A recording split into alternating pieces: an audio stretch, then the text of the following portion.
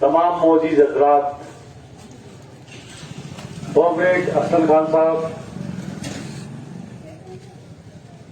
CPI साहब, अब्बास खान जी, आसिफ भाई, मदरसा para teacher और तमाम बेरोजगार बच्चे और किलोली गांव के सभी साथियों को मैं राजस्थान उर्दू शिक्षक संघ के सूबाई सदर अमीन काहिम खानी आप सभी का आभार व्यक्त करता हूं कि आपने आज इस अटाई पर गुआर के अंदर जो हमारा 21 फरवरी को सुजानगढ़ के अंदर मदरसा तालीम और उर्दू तालीम की हिमायत में एक बहुत बड़ी आम सभा होने जा रही है सुजानगढ़ के अंदर बाद नमाज जोहर के 21 फरवरी बरोज एतवार।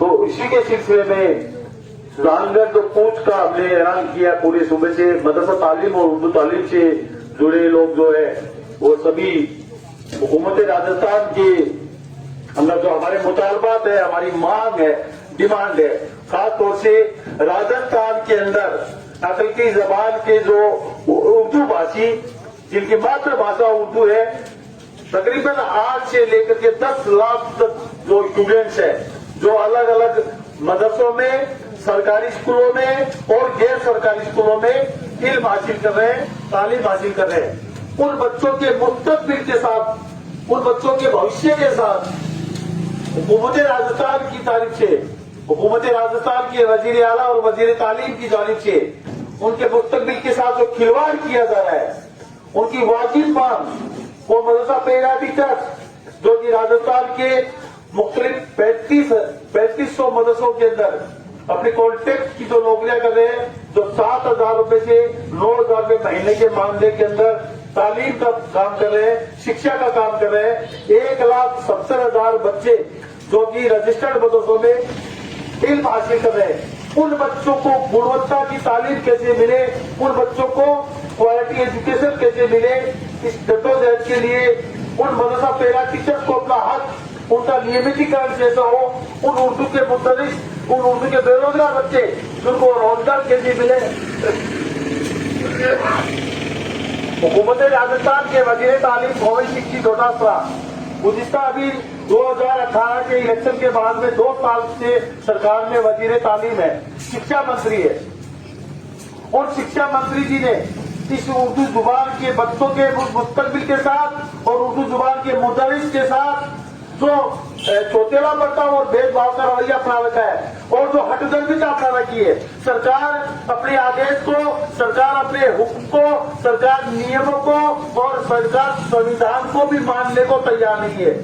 तो इसके लिए हमें 21 फरवरी को चूरू जिले की सुजानगढ़ कस्बे के अंदर गांधी चौक में जो बाद नमाज जोहर के आम सभा रखी गई है, इस आम सभा के लिए सभी लोगों को, आप लोगों को दावत देने के लिए, सब लोगों को आपको उस प्रोग्राम में शिरकत करने के लिए हम लोग आए हैं। दोस्तों, भाषणबाजी का कोई मामला नहीं है, स्पीच खूब देते हैं, लेकिन बात ये है कि सरकार के अंदर जो 31,000 की भर्ती आ रही है, रीट की भर्ती, इस रीट की भर्ती के अंदर अभी तक तो खुलासा नहीं किया है। पहली क्लास से 5वीं क्लास तक की सरकारी और गैर सरकारी स्कूलों में उर्दू तालीम के ऊपर ताला लगा दिया गया है, उर्दू तालीम को खत्म कर दिया गया है, बंद कर दिया गया है।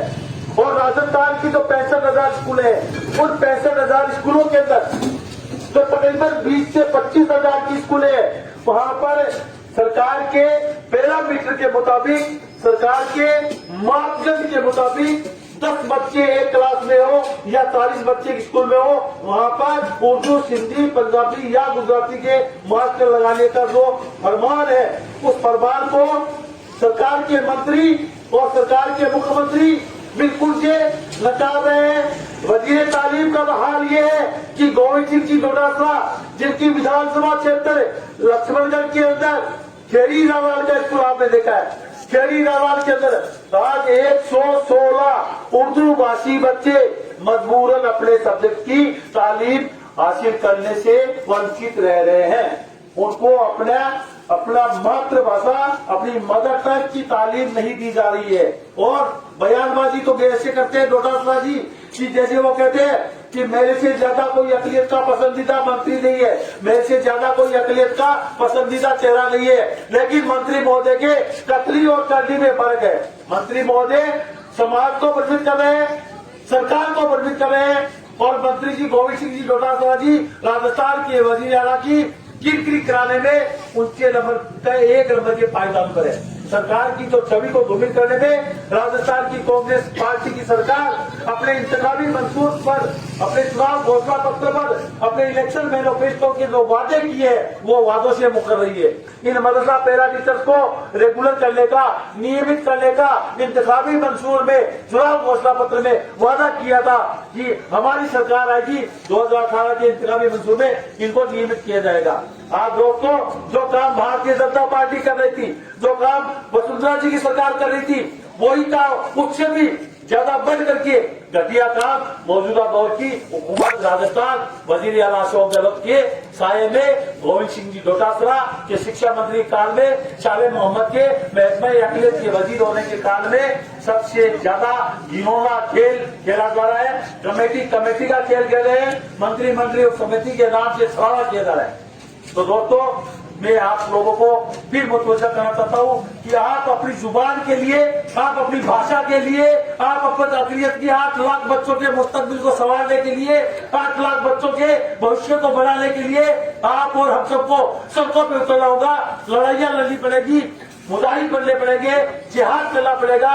जिहाद का मतलब ये नहीं है, जिहाद का मायने है संघर्ष। संघर्ष का मतलब है कि आप अपने वाजिब मांग के लिए, अपने हुकूक के लिए, आप ये जो 21 फरवरी का सुजानगढ़ कूच का जो हमारा ऐलान है, सुजानगढ़ कूच के अंदर ज्यादा से ज्यादा तमाम के तमाम सीकर जिले से, गिरडोली गांव से, कासली गांव से, आसपास के जितने भी जो गांव है, चाहे वो फतेहपुर तहसील के बेसुआ है, मित्री है, बगासरा है, चूड़ी है, आलमास है, ताकलसर है, हेतमसर है, गोरिया है, रोड साबसर है, लखनगर तहसील के अंदर खेड़ी है, खीवासर है, जाजोद है, मगलूड़ा है, पूनरी है, जितने भी लोग गांव जानी वहां से सब लोगों को एक दूसरे से कड़ी जोड़ करके एक दूसरे को मोबाइल पे दावत दे, टेलीफोन पे दावत दे, आपस में जाकर के समझाइश करे। और 21 तारीख को राजस्थान के इतिहास के अंदर सुजानगढ़ की सरजमीन पे जो कूच होगा, सुजानगढ़ की सरजमीन पे जो अजीबोशान इजलास होगा, उस इजलास को कामयाब करे। तो कि जमहूरियत के अंदर, डेमोक्रेसी के अंदर, जहाँ राजस्थान के 4 विधानसभा के उपचुनाव होने जा रहे हैं, हम लोग सियासी आदमी नहीं है, हम सियासी पार्टी के लोग नहीं है, हम समाजी लोग हैं। समाज का आह्वान है, समाज की जरूरत है। समाज के आह्वान पर हुकूमत राजस्थान को घुटनों के बल लाने के लिए हुकूमत राजस्थान को इतना मजबूर करे कि हमारी वोट देने से पहले हमारी शर्त ये होनी चाहिए कि हमारे मदरसा पैरा टीचर नियमित हो जाए। हमारे राजस्थान के 65,000 स्कूलों के अंदर जो 25,000 स्कूल है, वहाँ पे उर्दू का मुदरिस मिले, उर्दू के जुबान के बच्चों को उसकी 10वीं किताबें मिले, उर्दू जुबान के तलबा को उनका हक मिले, उनकी क्वालिटी एजुकेशन मिले। सरकार की देखिए बेशर्माई की हद होती है। इस्माइल कासिम में उर्दू की बिस्मिल्लाह नहीं हुई है, उर्दू का सीधी ग्रेड से भी तकलीफ किया गया है, मॉडल पेपर उर्दू का जारी हुआ है, उर्दू की किताबें पहुंच नहीं रही है। और मदरसों के अंदर जो 1,70,000 बच्चे मदरसों में स्कूलिंग एजुकेशन ले रहे हैं, उनको गुणवत्ता की तालीम से दूर करने के लिए मदरसों में इंफ्रास्ट्रक्चर नहीं है, मदरसों में पैरामीटर के मुताबिक पैरा टीचर नहीं है, मदरसा पैरा टीचर्स का होने के लिए टाइम पे नहीं दिया जाता है, मदरसा पैरा टीचर्स के इंक्रीमेंट नहीं लगता है, मदरसा पैरा टीचर्स के लिए समान काम समान वेतन का काम बात करने वाली सरकार इसको रेगुलर करने वाली बात। 6,000 मदरसा शिक्षा सहायक भर्ती 2013 इसी अशोक गहलोत साहब ने, इसी मुख्यमंत्री ने बजट में घोषणा करी थी। और 6,000 मदरसा पैरा टीचर को नियमित करने के लिए इनसे एप्लीकेशन ली थी, इनसे फॉर्म भरवाए थे, आज तक उसका रिजल्ट जारी नहीं किया। 2,500 कंप्यूटर पैरा टीचर भर्ती के लिए एप्लीकेशन ली है, बेरोजगारों के साथ ठगी की है, और मदरसों के अंदर आज तक एक भी कंप्यूटर पैरा टीचर को अपॉइंट नहीं किया है। तो ऐसी सरकार को जगाने के लिए, ऐसी हुकूमत को मंजर आम पर सुजानगढ़ की सरजमी पे चुनाव होने से पहले हम हमारी शर्त रखेंगे, जो हमारा नहीं हम उसके नहीं। वोट देने से पहले, सरकार बनाने से पहले, ये चारों की चारों राजस्थान की विधानसभा के अंदर हमारा एक ही मकसद है कि हम वोट किस बिना पे दे, हम वोट क्यों दे। क्या आप वोट लेने से पहले ये हमारे वाजिब काम पूरे करोगे तो हम आपको वोट देंगे। अगर आप हमारी ये मांगों पे आप चुनाव घोषणा पत्र पे अमल नहीं करोगे, आप हमारे वादे पूरे नहीं करोगे, आप अकलियत के साथ छलावा करोगे, सोतेला बर्ताव करोगे, भेदभाव करोगे, अकलियत के साथ आप नाइंसाफी करोगे, तो अकलियत के लोग, यहाँ की अवाम, यहाँ की जनता आपका जो छुपा हुआ एजेंडा है, आपका जो नकली चेहरा है, आपकी जो आइडियोलॉजी है, आपकी विचारधारा है, उसको गांव गांव, डाली डाली, बूथ लेवल पे, वार्ड में जाकर के, घर घर जाकर के सुजानगढ़ के अंदर अलग जगाएंगे और बेहतरी लाएंगे, चेतना लाएंगे कि हम आपको वोट क्यों दे। हम आपको सुजानगढ़ की उपचुनाव के अंदर वोट किस वजह से दे, क्यों कि आपने हमारे हक को छीना है, हमारे बच्चों के मुदरिस का हक छीना है, हमारे उर्दू जुबान के तलबा का, उसका अलीफ बेब का हुरूफ छीना है आपने।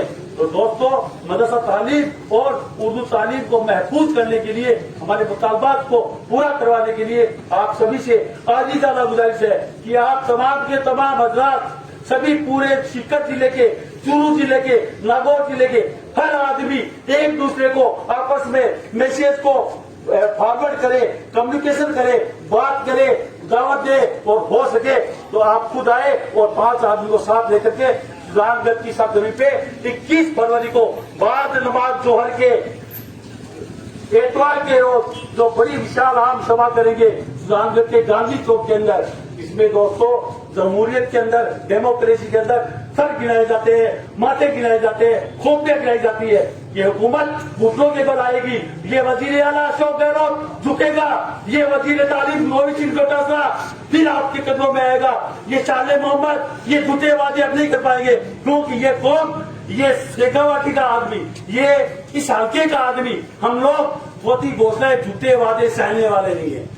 तो बहुत बहुत शुक्रिया दोस्तों, आप लोगों ने सुना, और आप लोग अगर समझते हो तो बहुत अच्छे इशारों सामने दे रहा हूँ कि डेमोक्रेसी की, जमहूरियत का तकाजा ये है कि आप अपने मुतालबात को, अपनी मांग को, अपनी डिमांड को बड़े अच्छे अंदाज में चुनाव से पहले, देखिए सियासी पार्टियों को सिर्फ एक बात का लगता है, वो लगता है वोट, और जो वोट की चोट होती है, हम लोग ना भाजपा के एजेंट है, ना ओवैसी के एजेंट है, ना कांग्रेस के एजेंट है। हम लोग हमारे समाज के लिए, हमारे कौम के लिए, हमारे बच्चों के लिए, हमारे स्टूडेंट्स के मुस्तकबिल के लिए आज हम लोग कुछ भी कर गुजरने को तैयार है। बहुत बहुत शुक्रिया। अस्सलाम वालेकुम।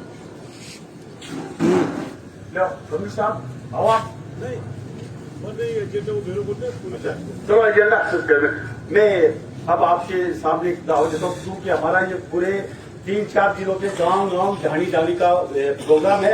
हम लोग लगातार 21 तारीख तक पूरे चूरू जिला, सीकर जिला और नागौर जिले के गांव गांव झाड़ी डाली और वार्डों में, कस्बों में, गलियों में सब जाएंगे। तो मैं हमारे साथ इकरा पत्रिका के हमारे संपादक इज्जत बाब मोहतरम एम फारूक खान साहब से गुजारिश करता हूँ कि वो अपनी बात को बहुत ही अच्छे अंदाज से पेश करेंगे आपके सामने। फारूक साहब, इकरा पत्रिका।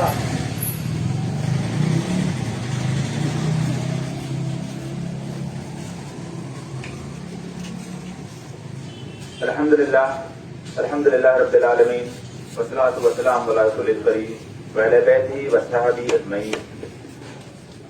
तमाम साथियों को मेरा सलाम, आदाब, प्रणाम, नमस्कार।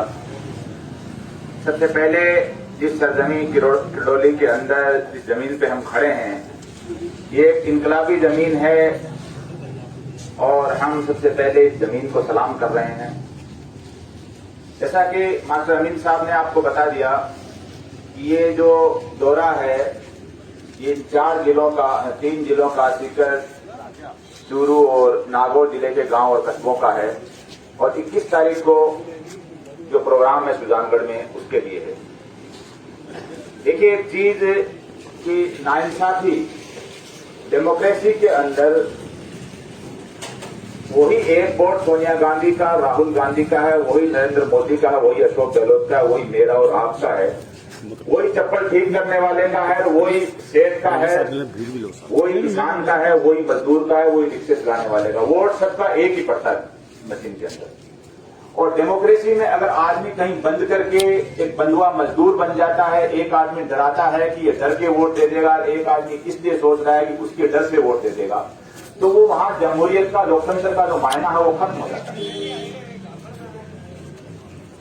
अब क्योंकि बात उर्दू तालीम की, मदरसा तालीम की है, इसके साथ एक पार्टी वो है तो भारतीय जनता पार्टी, जिसकी पूरी बुनियाद है वो बुनियाद ही नफरत के ढांचे में। अगर भारतीय जनता पार्टी की डिक्शनरी से वो नफरत के सब्जेक्ट हटा दिए जाएं तो उसका संगठन, उसकी सत्ता भरभरा के गिर जाएगी, उसके पास कुछ नहीं। दूसरी तरफ वो पार्टियां हैं कांग्रेस जैसी, जो अपने आप को सेकुलर कहती हैं, जो अपने आप को गांधीवादी कहते हैं। वहां न गांधीवाद है न सेकुलरिज्म है, वहां भी उतना ही कम्युनलिज्म है। जितना सांप्रदायिक चेहरा भारतीय जनता पार्टी के पास है, वैसा ही सांप्रदायिक चेहरा कांग्रेस के पास है। फर्क यह है कि भारतीय जनता पार्टी के पास जो सांप्रदायिक चेहरा है वो काले रंग का है और जमीन है वो भूरे रंग की है, तो नजर आ जाती है। और कांग्रेस के पास जो सांप्रदायिक चेहरा है वो हरे खेत में हरे रंग का सांप है, जो दिखता भी नहीं। यानी वो लगता तो है कि ये सांप नहीं है, घास है या कोई पेड़ की डाली है, लेकिन आदमी जब उसके हाथ डालता है, वो काटता, तब मालूम पड़ता है कि हाँ ये घास नहीं है।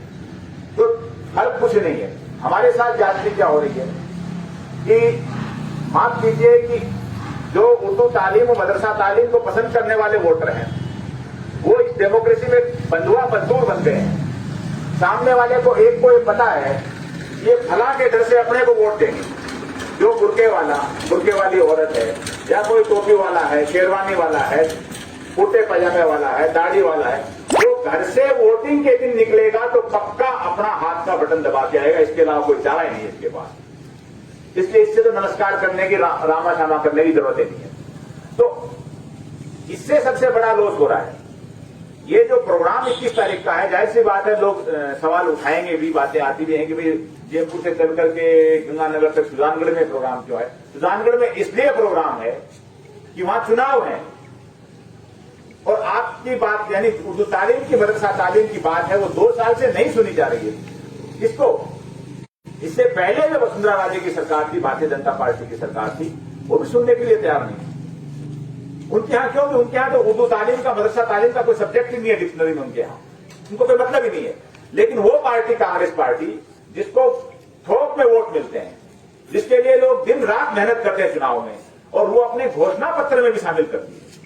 घोषणा पत्र में शामिल करती है कि हम उर्दू के लिए ये करेंगे, मदरसा पैरा टीचर के लिए करेंगे, मदरसा तालीम के लिए करेंगे। उसके बावजूद 2 साल हो गए, काम करना दूर की बात है, आप किसी से मिलना पसंद नहीं करो, आप किसी से बात करना पसंद नहीं करो। हमारा अभी 5 दिन 5 रात का जो धरना था, हमारे पास एक ही थी कि हम सिर्फ चीफ मिनिस्टर काम करे या नहीं करे, लेकिन चीफ मिनिस्टर 2 मिनट हमसे बात कर ले। चीफ मिनिस्टर के यहां से मैसेज आया कि आप कोरोना के अंदर किसी से मिल नहीं रहे। हमने कहा हम भी इच्छुक नहीं है। आदरणीय अशोक गहलोत साहब से इसलिए मिलना चाह रहे हैं कि वो डेमोक्रेटिक सिस्टम के शासक हैं। अगर वो मुख्यमंत्री नहीं होते तो हम उनसे मिलने के शौकीन नहीं है। दूसरा, अगर वो कोरोना की वजह से नहीं मिलना चाह रहे हैं तो हो सकता है हमने कहा कि उनसे भी कोरोना हो रहा है, इसलिए हम उनसे भी नहीं मिलना चाह रहे हैं। वो इतने लोग खूबसूरत नहीं है कि हम उनके साथ सेल्फी खींचें और वीडियो बनाएं। हम हमारी बात रखने के लिए आपके पास आ रहे हैं। पहला तो उन्होंने मिलने के लिए मना किया और हमने हमारे को ये मिस्टर मुझे लाइव उठा करके और हमने पूछ करके सिविल लाइन फाटक चले गए। चीफ मिनिस्टर को हमने 3 घंटे घेरे रखा और मुट्ठी भर लोग थे, 300 साढ़े 300 लोग थे। बगैर परमिशन के 5 दिन 5 रात हमारा धरना चला। फिर सिविल लाइन पूछ हुआ।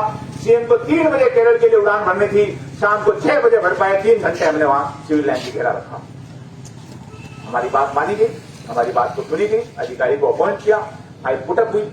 लेकिन बात मानना नहीं है, कागज यहां से यहां रखना। हम ये कह रहे हैं कि आपने वादे किए थे घोषणा पत्र में, हम कोई एक्स्ट्रा चीज नहीं मांग रहे कि आप फला चीज दे दो, आप चांद तोड़ के लिए आओ, सूरज तोड़ के लिए आओ। आपने घोषणा पत्र में 2018 में कांग्रेस ने शामिल किया था, वो चीज मांग रहे थे। बहरहाल इसलिए सुजानगढ़ में प्रोग्राम रखा है कि आपको काम करना है, वोट लेना है तो। और हम लोगों से भी ये कहना चाह रहे हैं, देखिए किसी की कोई औकात नहीं है कोई माई का लाल ऐसा पैदा नहीं हुआ जो इस मुल्क में किसी को डरा सके। किसी की औकात नहीं है और कोई माई का लाल ऐसा पैदा नहीं हुआ जो हमें डरा करके वोट ले सकता है। एक वो जो डरा रहे हैं, एक वो जो उस डर के साए में हमसे वोट मांग रहे हैं। हमें हमारा वोट किसी को देना है तो मुद्दों पे देना है। ये तुमने 3 बातें लिखी थी, 3 में से कितनी आज पूरी कर रहे हो, कितनी कल कर रहे हो, कितनी परसों कर रहे हो। नहीं कर रहे हो तो मर्जी है वहां वोट दो, नहीं मर्जी है तो नोटा कर दो, वो भी नहीं करो, घर बैठे रहो, जरूरी नहीं है। अगर आपने ऐसा कर लिया, घुटने के बल पे आएंगे सत्ताधीश, चाहे किसी भी पार्टी के हों। और ये क्योंकि ये जमीन है, ये धौल की जमीन, ये किरडोली की जमीन, ये तो क्रांतिकारियों की जमीन है। इनको डेमोक्रेसी समझाना का सब्जेक्ट कोई बड़ी चीज नहीं है। एक तरह का अपने आप में सूरज को दिया दिखाने वाली बात है। लेकिन मैं बात कर रहा हूं कि उन्होंने जो वादा खिलाफी की, उन्होंने बेईमानियां की और सबसे ज्यादा जुल्म और ज्यादती, सबसे ज्यादा बेईमानी किसी की हुकूमत में हमारे साथ हुई है पूरे मुल्क में। आप कह रहे हो भारतीय जनता पार्टी है, बिल्कुल यकीनन है। मैं पहले ही कह रहा हूं कि भारतीय जनता पार्टी की डिक्शनरी में सिर्फ एक ही सब्जेक्ट है, वो सब्जेक्ट का नाम है नफरत और कोई सब्जेक्ट नहीं है। आपने सामने देख लिया, सबका विकास सबका साथ क्या है। किसानों को बर्बाद कर दिया, मजदूरों को कर दिया, नोटबंदी में सब बर्बाद हो गई, व्यापारी बर्बाद हो गए, हर आदमी बर्बाद हो गया। 53,000 वैकेंसी पूरे बाद में खाली पड़ी है, 53,000 सरकारी वैकेंसी खाली पड़ी है, जिनके अंदर 24 लाख वैकेंसी केंद्र सरकार की है। मैं कह रहा हूं कि भारतीय जनता पार्टी के लोग हैं, चाहे वो बड़े नेता हों, छोटे नेता हों, कार्यकर्ता हों, अगर वो सोचते हैं कि हमारे हिंदू भाइयों का वहां भला होगा, नहीं हो रहा है। हिंदू भाइयों के साथ भी 70 साल में सबसे ज्यादा ज्यादती की तो भारतीय जनता पार्टी ने। 53 लाख वैकेंसी अगर टाइम पे निकल करके 7 साल में 6 साल में भरी जाती तो सबको मालूम है 53 लाख में से 48-49 लाख तो हमारे हिंदू भाई बहन लगते, नहीं मिली उनको नौकरी। व्यापार किसका चौपट हुआ? व्यापार की मेजोरिटी में हमारे हिंदू भाई बहन कर रहे हैं, चौपट हुआ। तो एक पार्टी वो है जो सिर्फ नफरत की बुनियाद पर शासन चलाना चाह रही है, एक पार्टी है जिसने सेकुलरिज्म का और गांधीवाद का मुखौटा ओढ़ रखा है। माने कोई गांधी है ना कोई सेकुलर है। तो हमें हमारे वोट की दे तो उसकी एक से डरे नहीं, एक को दे तो उसको पूछे तुम क्या कर रहे हो। उर्दू तालीम के साथ जो ज्यादती आज से नहीं हुई है। हमने जो फोटो लगाई है, मौलाना आजाद साहब भारत के पहले शिक्षा मंत्री, केंद्र सरकार के पहले शिक्षा मंत्री, पूरी जिंदगी शिक्षा मंत्री रहे मौलाना आजाद। सर सैयद मरहूम अलीगढ़ यूनिवर्सिटी के बानी सह स्थापक मौलाना आजाद ने अपनी जिंदगी में मुल्क के बंटवारे के 3 आदमी सबसे ज्यादा विरोधी थे। जो मुल्क 1947 में बटा टुकड़े हुए, उसके 3 आदमी सबसे ज्यादा विरोधी थे।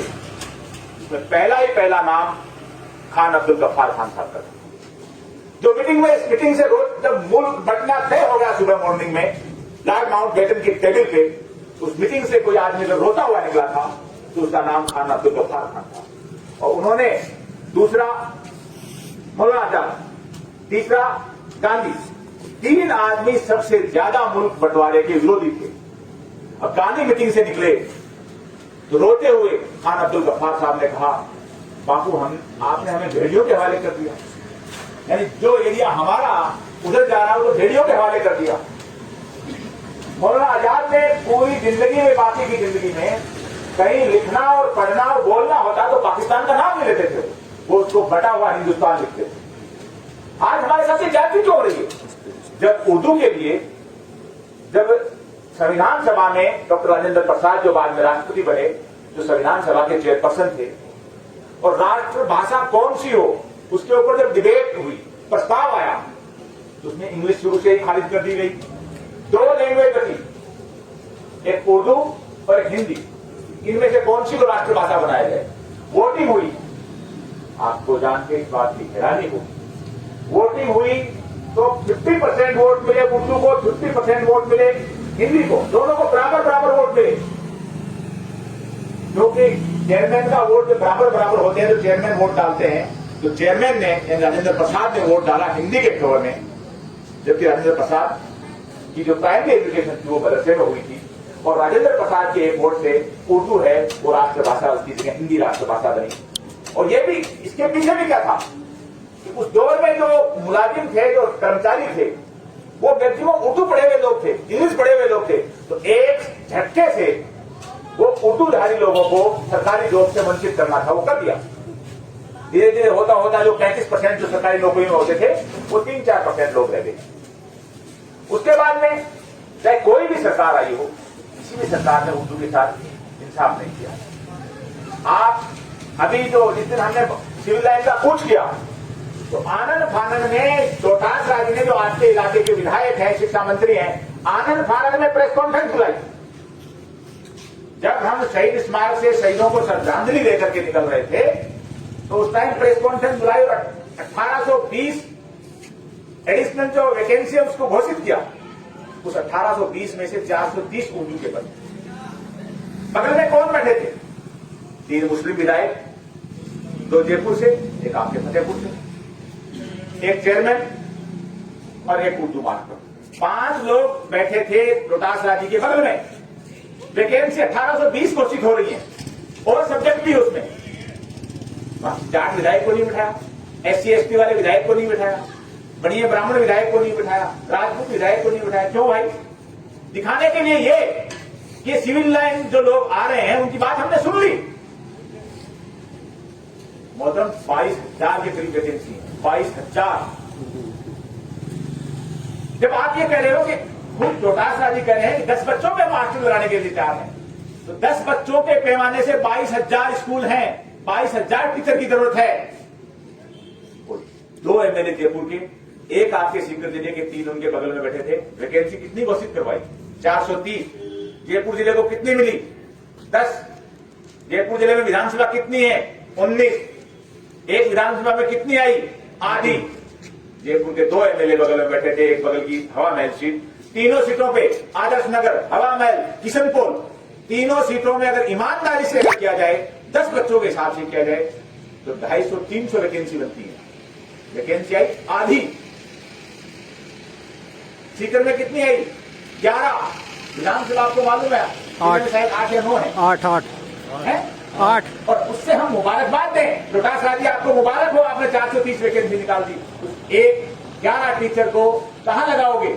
लक्ष्मणगढ़ विधानसभा में लगाओगे, फतेहपुर में लगाओगे, भोज में लगाओगे, सीकर में लगाओगे, टाटा रामगढ़ में लगाओगे, नीम का थाना में लगाओगे, श्री माधोपुर में लगाओगे, कहां लगाओगे आप?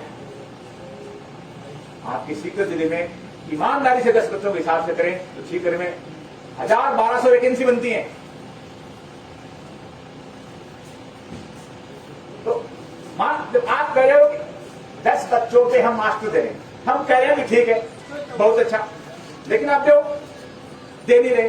13 दिसंबर 2004 का जो गवर्नमेंट का ऑर्डर है एजुकेशन डिपार्टमेंट का, वो भी 10 बच्चों की बात कर रहा है।